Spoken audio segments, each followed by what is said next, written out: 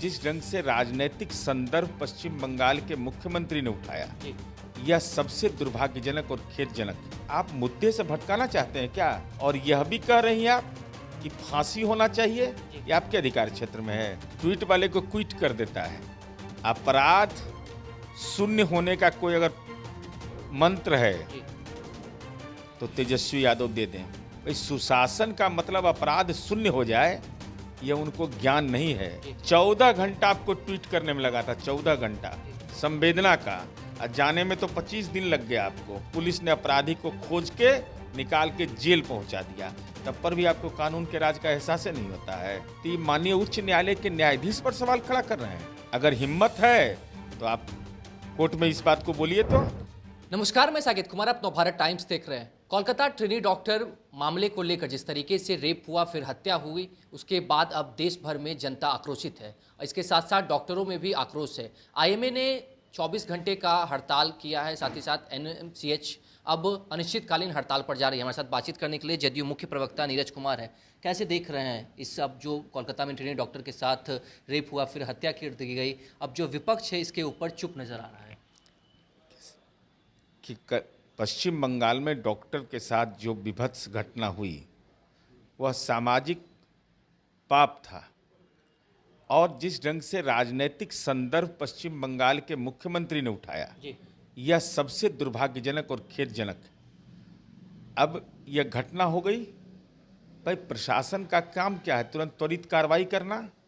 मामले का CBI take over कर लिया। पूरे देश के डॉक्टरों ने प्रदर्शन किया। अब माननीय ममता बनर्जी का यह बयान आना कि वहाँ पर बीजेपी के लोग और सीपीएम के लोग प्रदर्शन कर रहे हैं, भाई आप मुद्दे से भटकाना चाहते हैं क्या?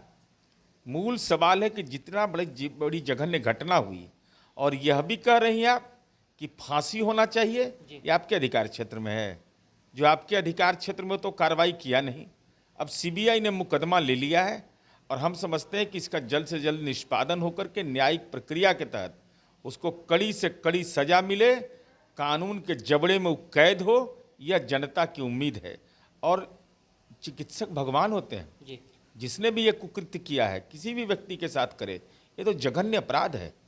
लेकिन डॉक्टर अब जिस तरीके से हड़ताल पर जा रहे हैं, आईएमए ने 24 घंटे का हड़ताल कहा है, एनएमसीएच अनिश्चितकालीन हड़ताल पर जा रही है, अब जो मरीज हैं उनका क्या होगा? सरकार इसके ऊपर क्या करेगी? देखिए, अब ये तो सीबीआई ने केस टेक ओवर कर लिया है।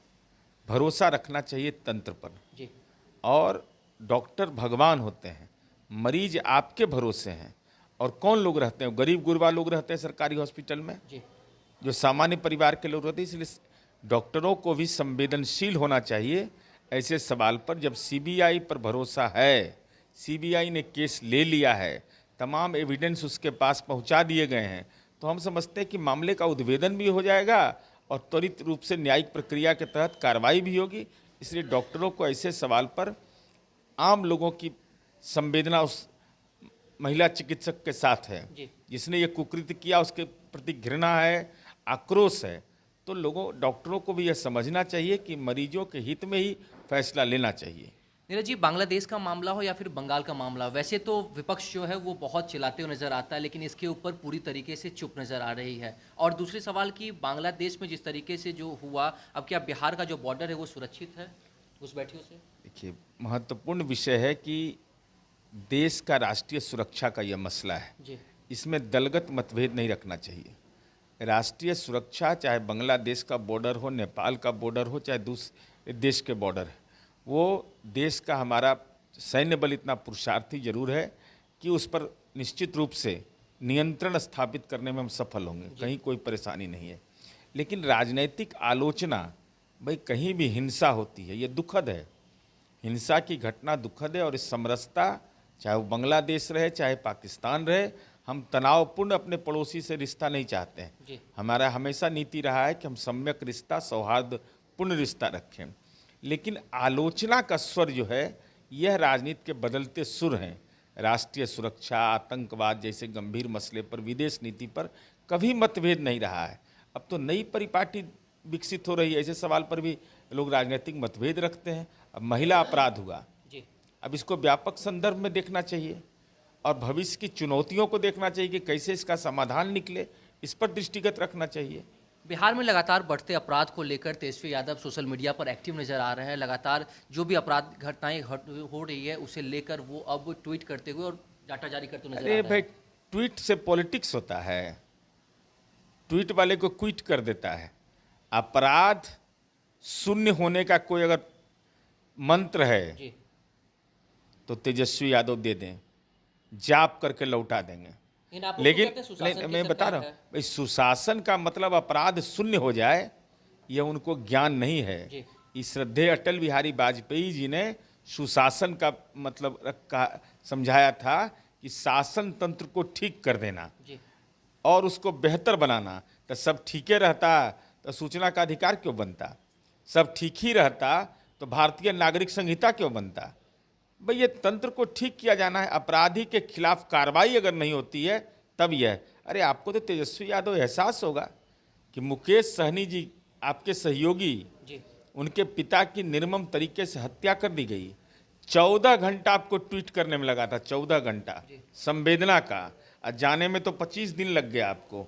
लेकिन हमारी पुलिस ने 48 घंटे के अंदर में, ब्लाइंड केस था, कोई इन्फॉर्मेंट नहीं था, कोई विटनेस नहीं था, गवाह नहीं था, लेकिन पुलिस ने अपराधी को खोज के निकाल के जेल पहुंचा दिया। तब पर भी आपको कानून के राज का एहसास ही नहीं होता है। मोकामा से पूर्व विधायक अनंत सिंह को रिहाई हो गई है, रिहा कर दिए गए हैं। इसे लेकर अब कांग्रेस नेता अखिलेश सिंह कह रहे हैं कि जिन्होंने फंसाया था वही बचा रहे हैं। साथ ही साथ विपक्ष के और भी नेता हैं, वो आपके ऊपर ही सवाल खड़े करते नजर आ रहे हैं। अब मैं नहीं जानता कि जनता दल यू ने पिटीशन दाखिल किया था कि नहीं। जनता दल यू का वकालतनामा है वहाँ क्या? ये तो राजनीति की अज्ञानता है कि न्यायपालिका के फैसले पर इस ढंग की टिप्पणी करना। जी। अरे डिस्ट्रिक्ट कोर्ट ने सजा मुकर्रर किया, हाई कोर्ट ने बरी किया, तो ये माननीय उच्च न्यायालय के न्यायाधीश पर सवाल खड़ा कर रहे हैं। कहाँ जा रही है राजनीति? माथा पर बैताल बैठ गया है। अगर हिम्मत है तो आप कोर्ट में इस बात को बोलिए, तो आपको एहसास हो जाएगा कानून किसको कहते हैं। अरे कानून महत्वपूर्ण होता है। जी। तो देखा आपने किस तरीके से कोलकाता मामले में जिस तरीके से ट्रेनी डॉक्टर के साथ पहले रेप और हत्याकांड हुआ, उसे लेकर आईएमए अब हड़ताल पर है। साथ ही साथ देश के और भी कई हॉस्पिटल हैं, संस्थान हैं जो कि हड़ताल पर जा रही है। साफ तौर से नीरज कुमार ने कहा है कि जो भी अपराधी हैं वो बचेंगे नहीं, पूरा मामला जो है वो सीबीआई के पास है। साथ ही जिस तरीके से तेजस्वी यादव ने जो डेटा जारी किया, इसे लेकर उन्होंने कहा कि जो ट्वीट करते हैं वो क्विट हो जाते हैं। अनंत सिंह के रिहाई को लेकर भी इन्होंने साफ कहा है कि न्याय के ऊपर जो न्यायिक मामला था, कोर्ट ने फैसला सुना है, उसके ऊपर विपक्ष सवाल खड़ा ना करे। फिलहाल इस खबर में इतना ही। नवभारत टाइम्स के साथ बने रहें। पटना से साकिब कुमार।